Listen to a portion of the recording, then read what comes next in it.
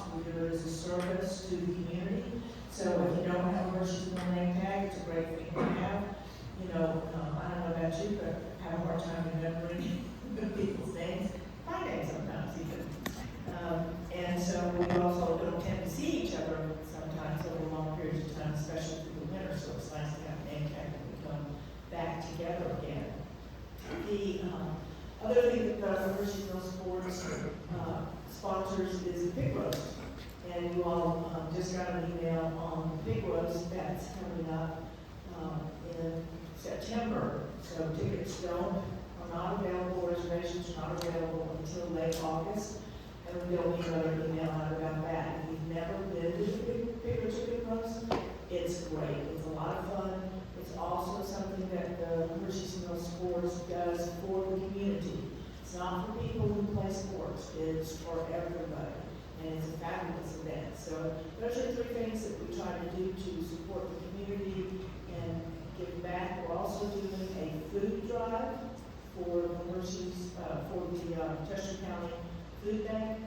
We're doing a food drive in February.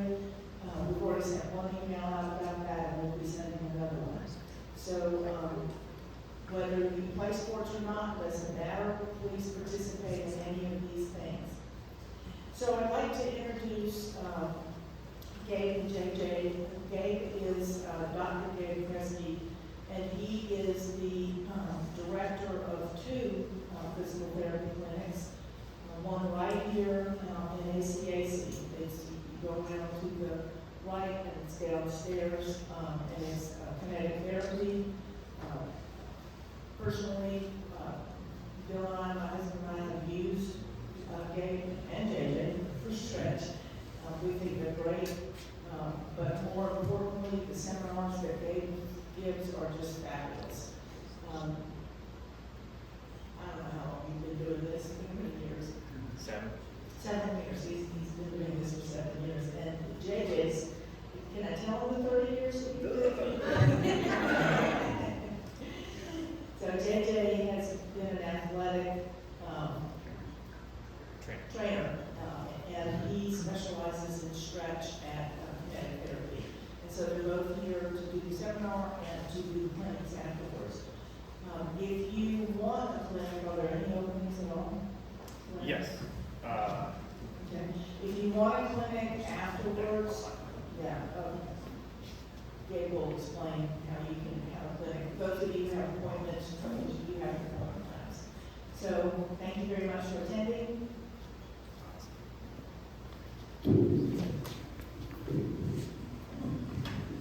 Alright. Morning, everybody. Morning. I'm pretty loud. I think I need a microphone, but you guys can all hear me okay? Yeah. Alright, great. It's great to be here. Good to see you guys again. My name is Gabe, like Sherry said. I'm a physical therapist. I'm the director of two of our clinics, so right here in Westchester and in Eagleview, Exton area. We opened another clinic in August. I also direct that clinic as well. Like Sherry was saying, it doesn't seem a lot, when she said you've been doing it for 30 years, it makes me feel like a kid. You know, like 7, no. But so we do this for a little while. I graduated from George Washington University, my doctorate in physical therapy. Worked down there for a while. I was at Georgetown Hospital for a little bit. Moved up here, back here in 2018. I'm from Pennsylvania originally. And I started directing this clinic here. And since then, I've come here quite a few years now, as well as presented a few of these seminars that I give to other companies, human resources departments, communities such as Hershey's Mill, about all the stuff that preventatively our industry does for our community. And especially, you see the way that healthcare is going, it's becoming more of a, or we would like it to be, and we try and create a full pre, during, and post-injury model for our community. It's about prevention, it's about overall wellness, not just fixing something after it's already broken. And we're trying to do all those things, and that's one of the reasons why we created one of these programs I'm going to talk to you about, which is called Kinetic Stretch. So this seminar today is all about the science of stretch. Everyone is going to feel tight or feel like, okay, I need to stretch at some point in their lives.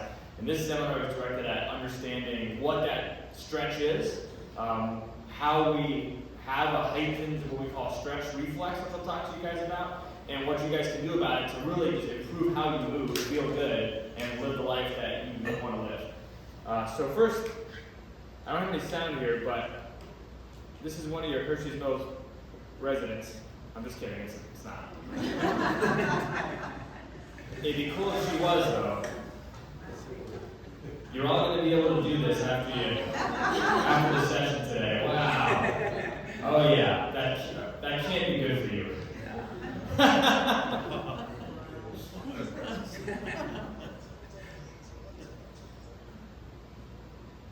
Yeah, that's probably not the best thing to do. But still pretty amazing. So, specifically for this seminar, a few objectives that I try and hit during this seminar. I want you guys to understand the physiology of your muscles, tendons, and their role in movement when you move and do whatever you do in your daily life. I want you guys to understand what I spoke about a second ago, the stretch reflex and what that is. I want to discover what activities, or lack of activity perhaps, might be heightening your own stretch reflex. And then I want to help you decide, what you can do to help improve your overall flexibility. So, I always like to start with some anatomy. It's something I love, and it's interesting. So we're going to delve deep a little bit first about what your muscle is and what it's made up of. So overall, when you think about a muscle, let's just take your bicep, for example. That large muscle is made up of what we call fascicles, which is basically a bundle of muscle fibers. Those fascicles contain a smaller unit. If we break it down even further, we call those sarcomeres. And then if we go even farther, those sarcomeres are full of these muscle fibers, which are made of specific filaments.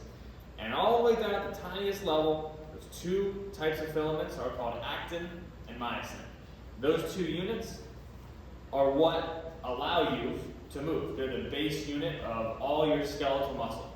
And so if we look at a picture of that, we have the overall skeletal muscle broken down into those fascicles, and then eventually into those sarcomeres, all the way down to the muscle fiber, and then those two little ones, the green one is the myosin, and the red one is the actin. So whenever you move, right, your muscles are contracting and relaxing, right? That's how we move, is how we move about the earth. When that happens, on this deepest level, we're going to have the actin attaching to the myosin. So there's a little nub that comes off. You look at this thing here, this graph, that attaches the actin to the myosin. There's what we call a power stroke that happens, where the filaments slide across one another. That happens a billion times. Your muscles contract, and then you move. And that is basically the physiology of what happens every time you do anything. So I don't understand why you would be tight. If we're thinking about this scientifically, we have to think about how you move in general. Every time you make a muscle contraction, every time you go do anything, whether it's bend your pinky or take a step or dunk a basketball or whatever, this is happening on some level. So, reviewing the anatomy here, let's just say we're taking a sip of coffee. As you do that, we got that cross bridge forming, power stroke happens, your bicep bends, you take a sip. Who knew? It happens every time you guys take a sip of coffee. So, that is the specific physiology of what happens. On a grander level, let's talk about for a second what your muscles are. Your muscle is that tissue that contracts and helps you move. A tendon is part of the muscle. It's where the muscle attaches to the bone. A ligament attaches bone to bone. So when you hear about a tendon, you want to think that's a part of my muscle, and it is contractile. It moves. Your ligament or a ligament is not contractile. That attaches bone to bone and holds your bones together. So there's no contraction happening with the ligament. To take that a step further, if we think about injury, we've all heard about a sprain. A sprain is an injury to a ligament. A strain is an injury to a muscle or possibly a tendon. Those are the difference between those two pathologies. So if we're looking at, again, we'll take your bicep, for example. You have your bicep muscle, which comes down and creates a bicep tendon, which is the white part of of the muscle here, and then that tendon attaches to the bone.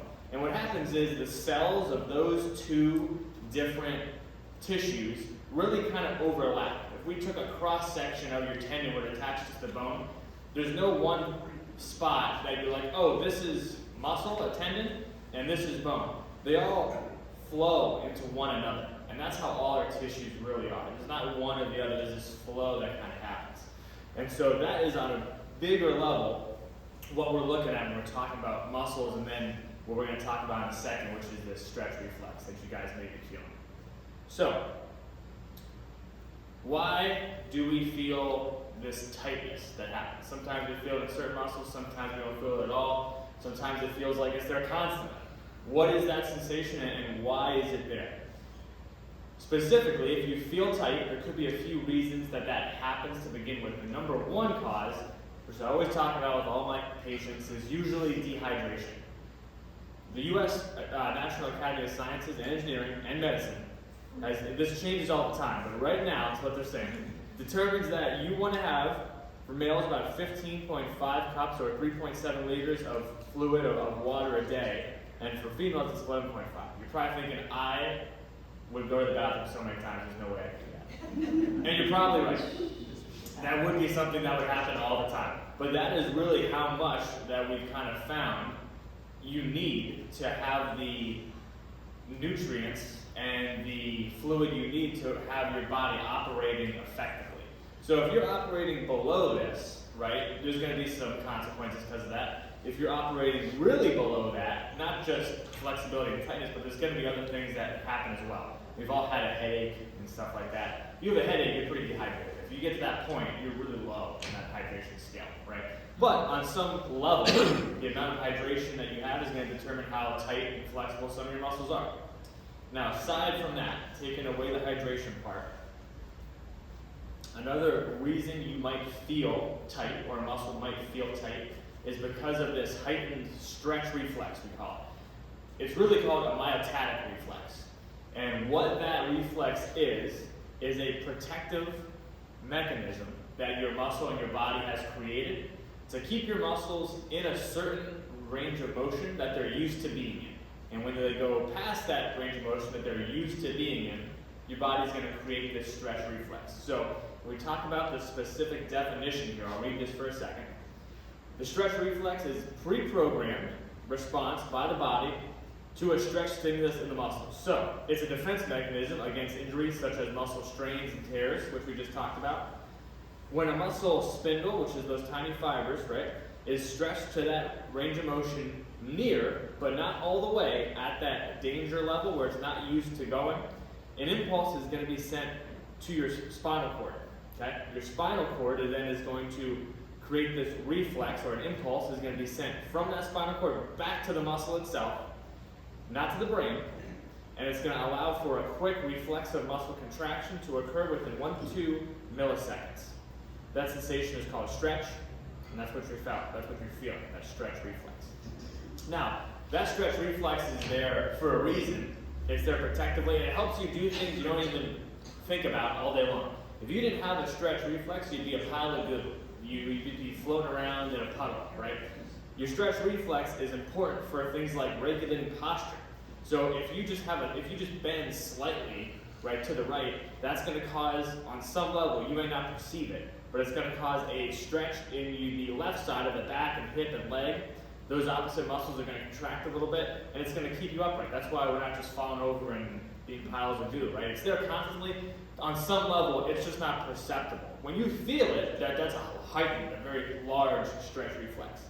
So, besides it being important in static posture, we can see now if we have a heightened stretch reflex, it's easy to see how being in the same type of postures for long periods of time, or just the same postures over and over and over, days and weeks and months, is going to lead your body to adapt to that. It's going to want to say, okay, I'm used to having my muscles in this position, my muscles are used to being in this position, and so when I move out of this position, my stretch reflex is probably going to be a little more heightened, because my muscles are used to being in this spot, right? That is essentially how we develop this chronic tightness. So long story short, the less you move, the tighter you're going to be. or the muscles that move the least, the tighter they're going to be. Now, I spoke a minute before about that stretch reflex being what we call a spinal cord reflex. What that means is it's not volitional. It goes from, your spinal cord is part of your central nervous system, which your brain is a part of.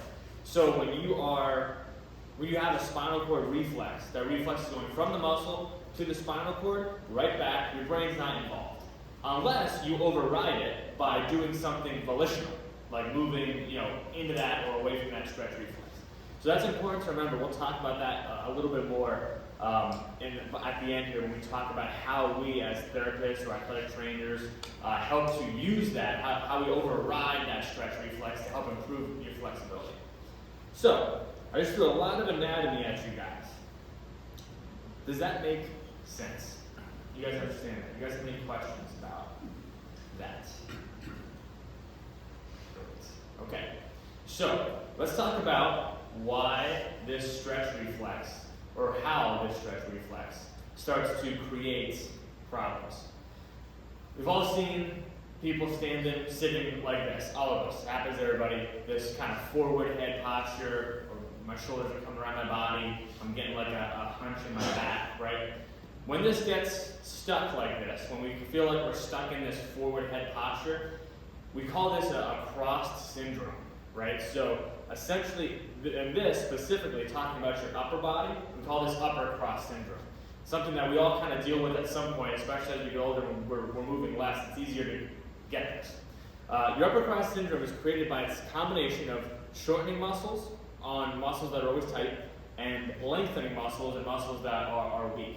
And so basically, we think about that stretch reflex. If we're used to being in a seated position, let's say, or maybe we have a desk job, we're working at a desk, our head's always forward. Some muscles are always going to be used to being in that short position.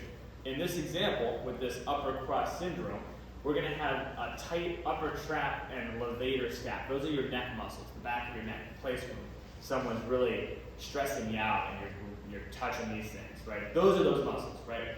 Forward head posture is going to get those to be shortened and tight. Opposite of that, the muscles on the opposite side cross the front of your neck. These muscles are going to be in a lengthened position when your head's forward. And if we keep them there, if you're always in those postures, we get a physiologic change. Your muscles in the back like to be short and tight. The muscles in the front get lengthened, and they get weak. Same thing happens a little bit below that. We're talking about the muscles more in your chest. Your pec muscles, your lat muscles, these bigger prime movers, they start to get shortened and tight because your shoulders are forward. The muscles in the back of your shoulder blades, your rhomboids, your mid-trap, all those muscles get lengthened and they get weak. And if you're like that day after day after day after day, you start to develop this cross syndrome where you kind of get stuck there. Your muscles don't want to move out of those positions because they're just so used to being. Doesn't mean you can't eventually do it, but sometimes it might be help getting out of it. That's what an upper cross syndrome is, and that's what the stretch reflex can get you stuck there if it's really heightened. Same thing can happen with a lower cross syndrome. Maybe we've all seen someone that has been sick or in bed for a while, and you get up and you're like, man, my back is killing me. I had the flu, maybe I had COVID, whatever. And you see people trying to stand upright, and they can't get all the way up, so they're kind of stuck forward like this. And you walk in, and you're like, oh my God, my back is so tight, right? You can think about that like a lower cross syndrome. The same thing that's happening for your pelvis. Maybe we're going to get these short hip flexors that get real tight, like when you're sitting down. Your glutes get lengthened and get weak, and you get stuck in these static postures. So this upper cross and lower cross syndrome, as therapists, we see all the time. Whether you're coming in because you say, hey, my doctor said I have this upper cross syndrome, or you develop something that is correlated with that syndrome. So upper cross syndrome, we might be talking about shoulder impingement. We might be talking about a neck injury, right? I'm getting more arthritis in the back of my neck. My head's always forward. The back of my neck's always hurting, right? We could be getting mid-back pain because my shoulders are rounded. Maybe I have osteoporosis and my shoulders that are always forward. I got a compression fracture in my mid-back. All these things that happen are sometimes a sequela of these cross syndromes, which we see all the time.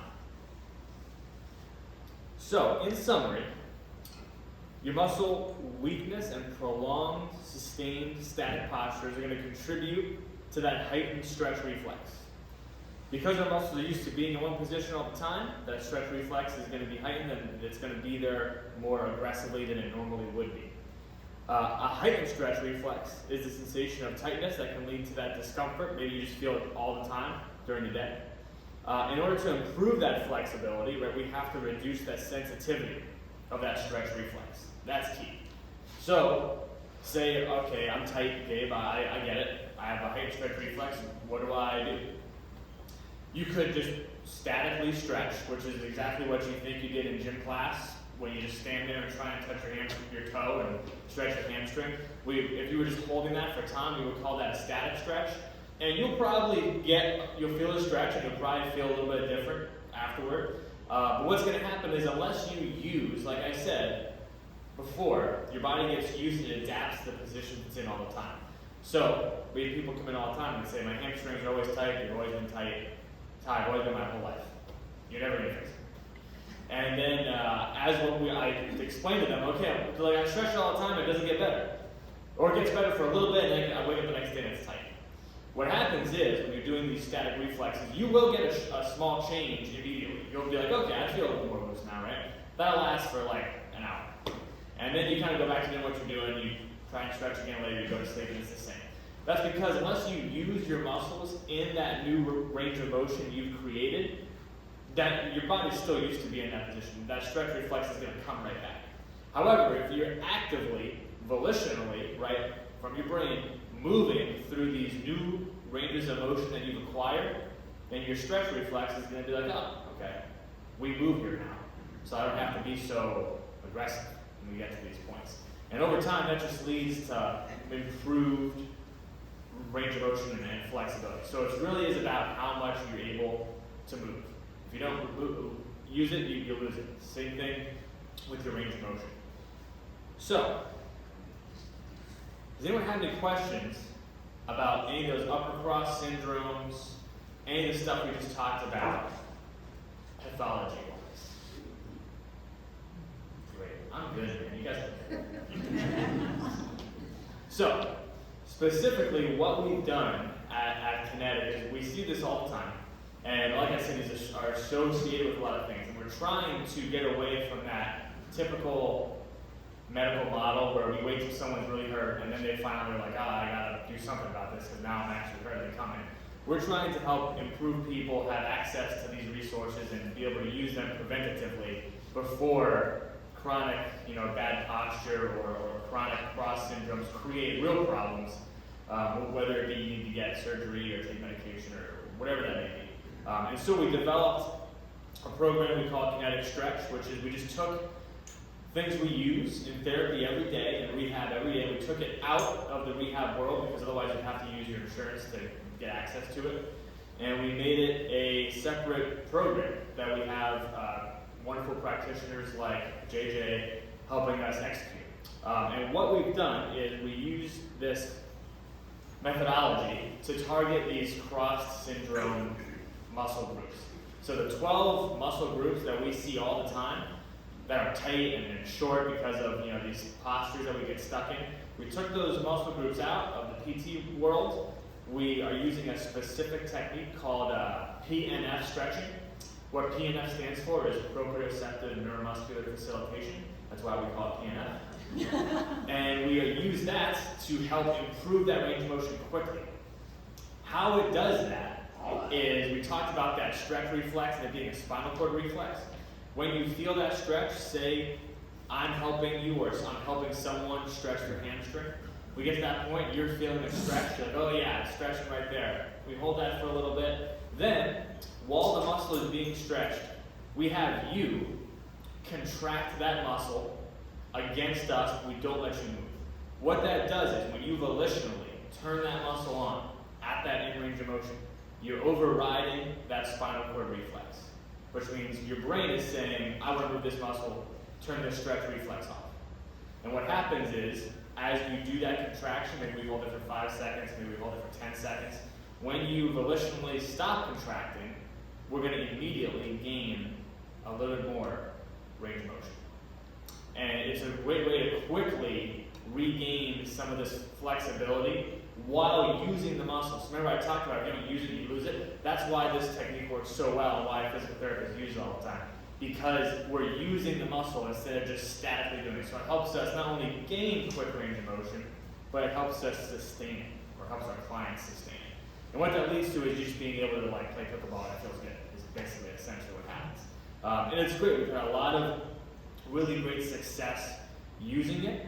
And it's very, and like I said, it's not insurance-based, which means you can get to it very quickly without having to go to your doctor and get a prescription and blah, blah, blah. So the 12 muscle groups we're talking about that are involved in these upper crust syndromes that we often see and that we routinely address in this program are these guys. Hamstrings, everyone knows what those are, right? Your lumbar erectors, those low back muscles that can often feel like, man, my back is always tight.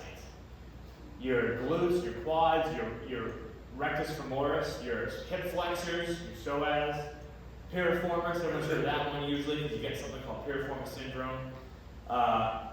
Your IT band, your pecs, your lats, your deltoids, all those muscles that are often problem areas for people that are stuck in these postures, we've thrown into this program and we help use that to improve your flexibility. So, if you guys have, I know some of you guys have been over to see us.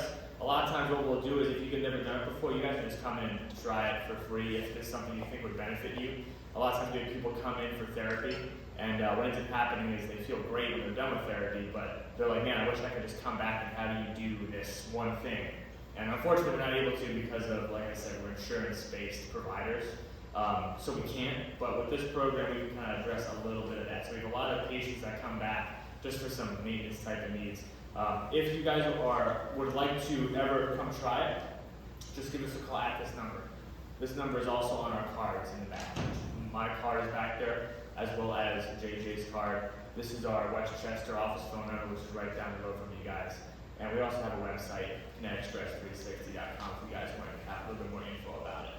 So, any questions about any of that stuff, whether it's stretch related or just PT related?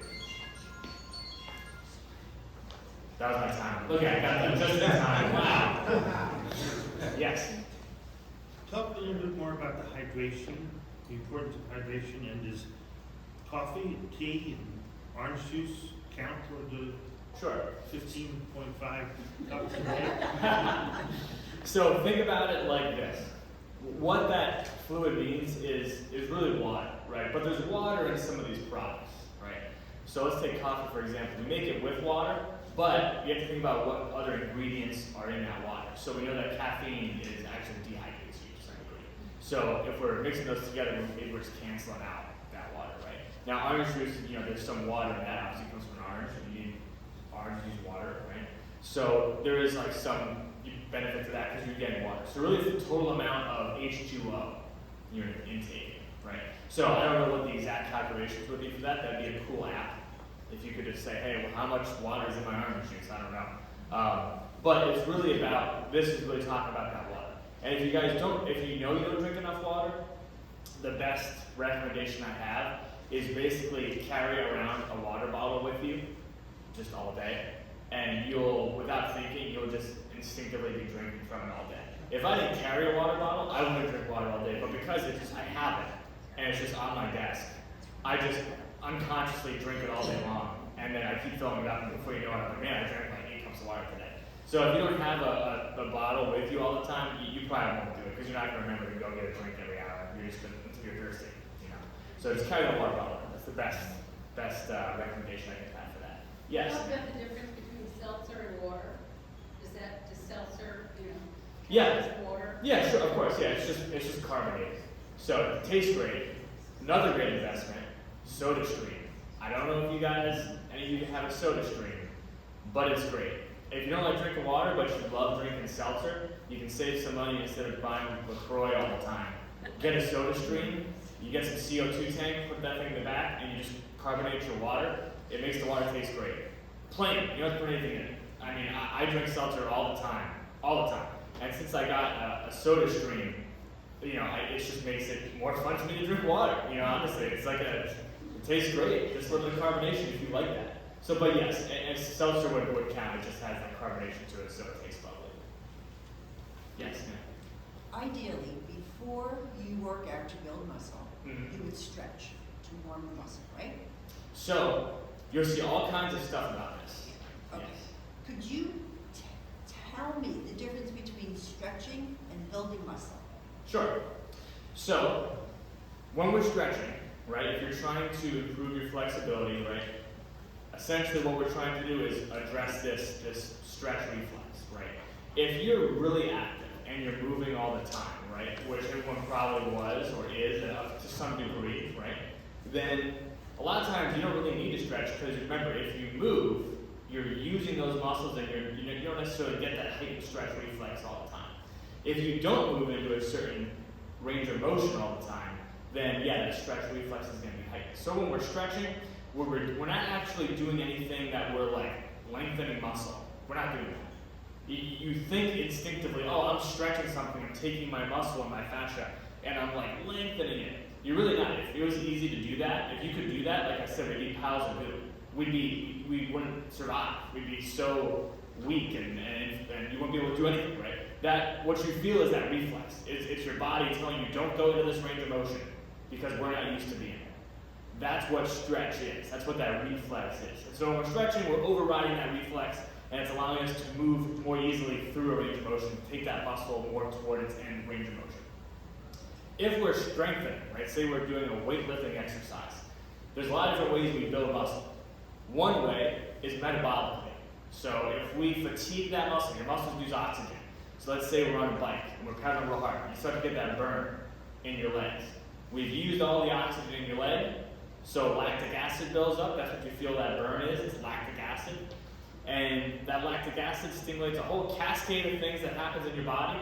And your body goes, okay, were you really using this muscle? I gotta build that muscle. I gotta make more of this muscle so I can use more oxygen so I can get the task done that is required of me. You could also build muscle not just through that endurance kind of metabolic piece, you could do it through overload or strength training where let's say we're lifting a weight. When we're lifting a heavy weight, right, or we're going to a point where we start to fatigue out, we can't lift anymore, right, we're creating tiny micro tears in the muscle. So we're actually creating very, very tiny tears in those muscles. Those muscles, that's why you get sore after you work out, right? Those muscle tears heal over, your body lays down another muscle fiber, and your muscle gets bigger. And that happens like a billion times, and then your muscle, you actually start to look more like maybe fit or bigger, your muscles get bigger. Those are the two ways that you can create muscle strength or build more muscle. So when we're doing that strengthening piece of it, we're creating enough stress on that muscle that it has to adapt, whether it's putting down muscle because it's out of oxygen or it's building muscle because we're creating tiny tears in the muscle. We're building that muscle. When we're stretching, we're reducing that stretch reflex.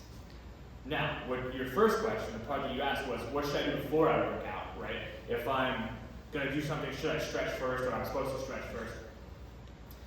Usually, when you are getting ready to play something or go for, play a sport or do whatever you're going to do, a lot of people are like, I'm going to stretch first. That's not a bad thing. You can stretch first.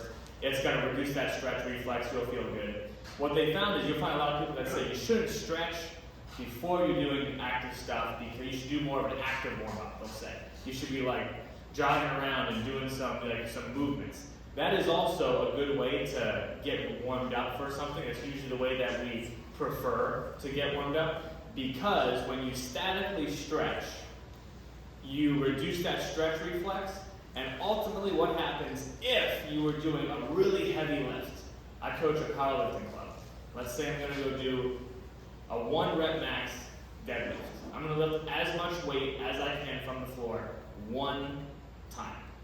If I statically stretch, or if I stretch a lot before then, I'm probably not going to be able to lift as much as I want because I'm going for that maximum weight that I can lift. I've kind of screwed up that stretch reflex, and my body's not going to be able to create the contraction I want because that reflex is in this weird in-between state.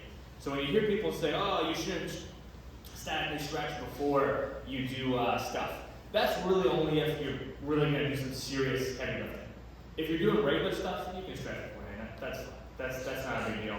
A static warm up or a dynamic warm up, both are helpful. I usually stick more with the dynamic warm up, which is just kind of doing active stuff. Maybe I'll walk on a treadmill. Maybe I'll do some air squats. Maybe I'll do some stuff to warm my body up. But either one really is okay, as long as you're not trying to lift some real heavy weight. Yes? What if you're just going for a walk? Do you need to stretch? Not necessarily. If you go for walks all the time, probably not. If you've been in bed and you just got over the flu and you haven't walked in weeks, yeah, you probably, because you're gonna feel real tight. And you know, it's all about the stuff you normally do. So if it's a new activity, let's say you haven't played tennis in months because it's been cold out, and you're gonna go play tennis for the first time, you haven't moved in those directions in a while. You probably haven't been up here serving. You probably haven't been down here trying to get to a ball, right? And so that's going to be new to some degree for your body. And so that would be a great idea to be like, I should really warm up before I do this because I haven't been doing this every day. By the end of the summer, when you've been playing every day, you know, it's not going to be a big deal because you've been doing it all the time, right? So think of it like that. It's what you've most recently been doing. Yes? If you're sitting at a desk, I've found that if you have one of those vibrating platforms, put your feet on it, that seems to help a lot. What is that doing? Sure. So that's an interesting comment. You guys have seen like these percussion guns, like these therapy guns that vibrate, right? And you can like use that to loosen up your muscle, right? Same type of thing. There's a vibration going on, right? We use those as well, actually, with kinetic stretching with our therapists.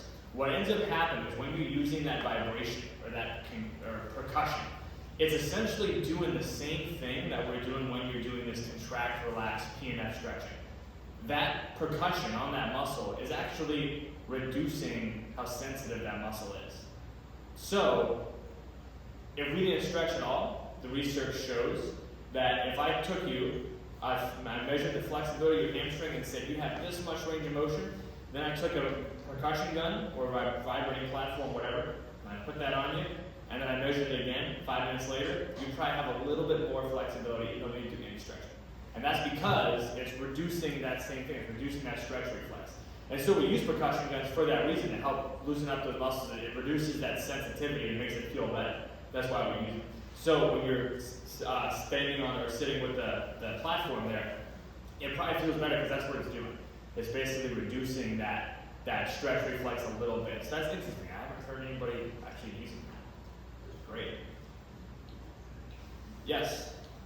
My activity each day is seldom when I really do is go to the YMCA, I do the treadmill for half an hour, I do the recumbent bike for half an hour, and I do machine weights.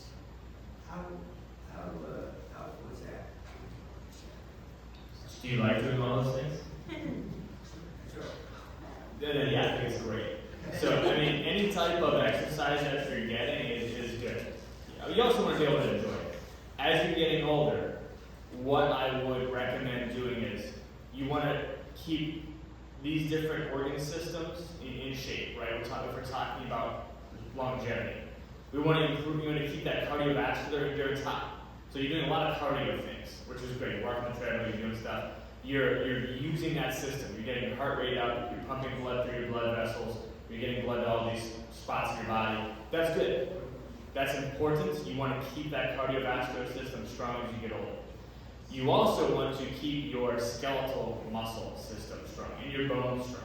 And how you keep those strong is with loads, right? If you don't challenge those muscles to stay strong, they will get weaker.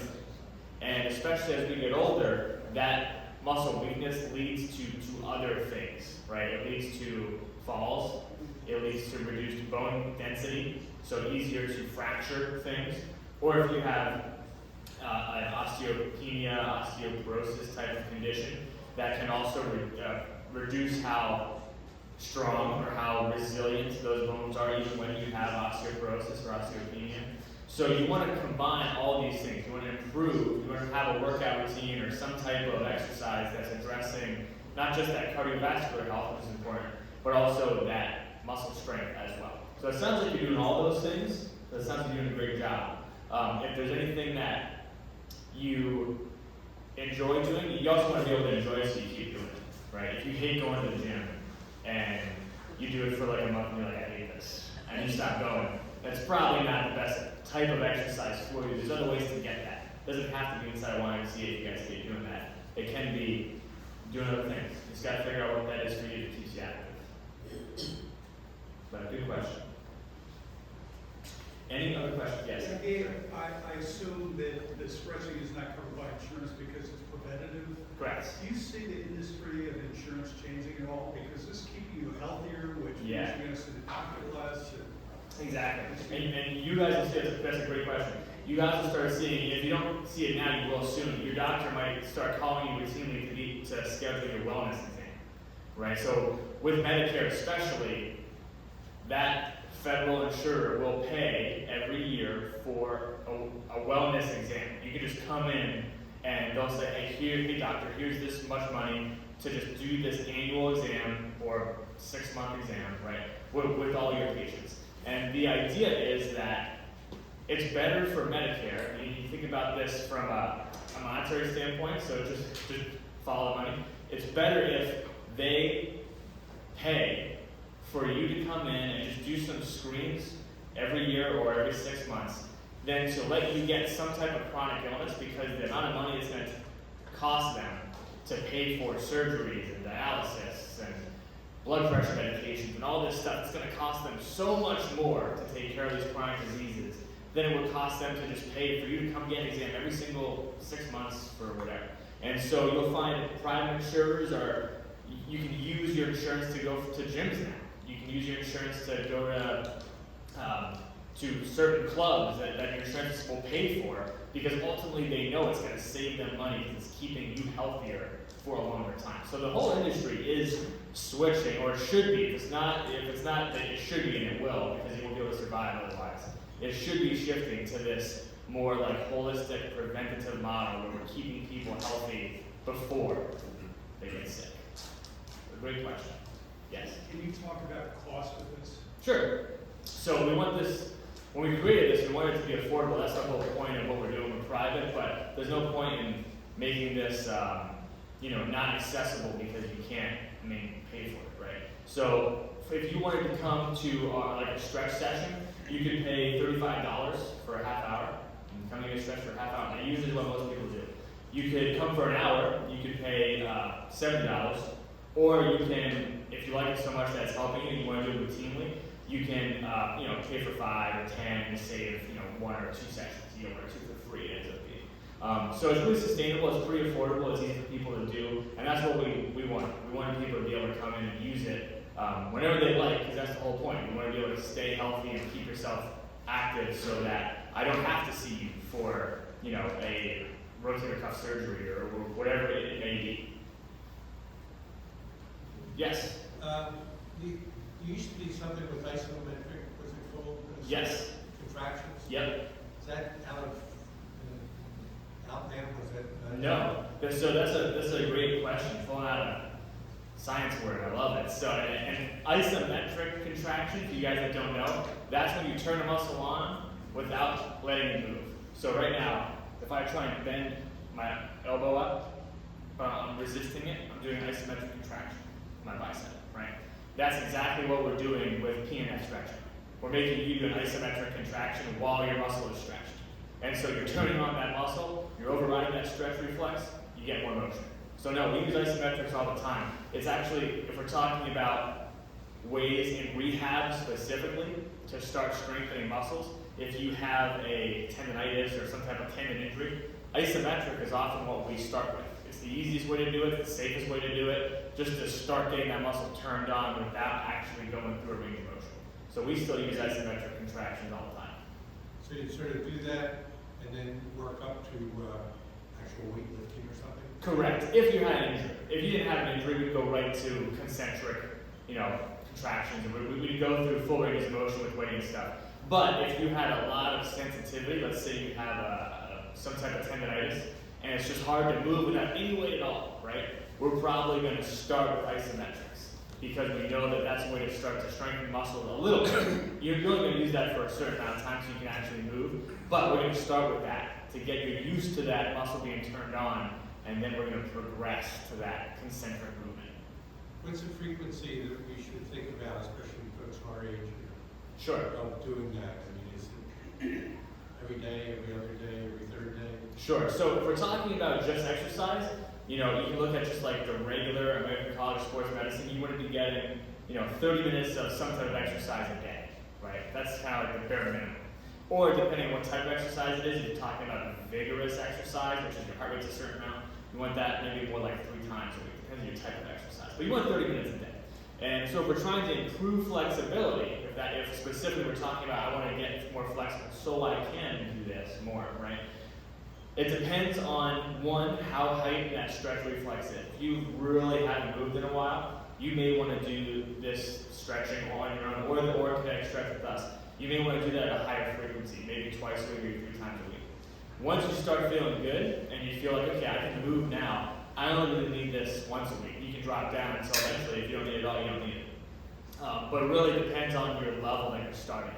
If you're real tight, the more you do it, the quicker you're going to get that return. If you're, only like a little bit stiff in some areas, you probably don't need it as often. Great. Any other questions, guys? Yes? Is your program one-on-one, like a patient and a counselor? You don't have any group sessions or? Yes, no, this is one-on-one. The reason it's one-on-one is because we're actually stretching. Now, you're doing the contractions, but we're actually taking you through the motions. And we're doing it with you, so that's just you and one practitioner. Great. Yes, Bill. Just comment on, you were talking about wellness checks and, Yeah. and all that type of thing. My carrier sent me a card at the beginning of this year, right, and said, have you done this and this? There were 5 criteria. One wellness check was one. But every one you checked off, they would send you a gift card for a specific amount, up Right. to $250. Right. Right? And you just check off what you did, send it in to them, you get a gift card, and it was like Macy's and Right. Home Depot and whoever. Yeah. It's free money. Yeah, exactly right. I mean, it's really just incentivizing you to just, live a little bit healthier life. Just get up and move more. And ultimately, it helps you because you are healthier for longer, you live longer, you feel good. And it helps your insurance provider because they don't end up shelling out tons of money for unnecessary medications or surgeries if they can avoid it. All right, guys, thank you so much for coming. Please grab some lunch on the way out.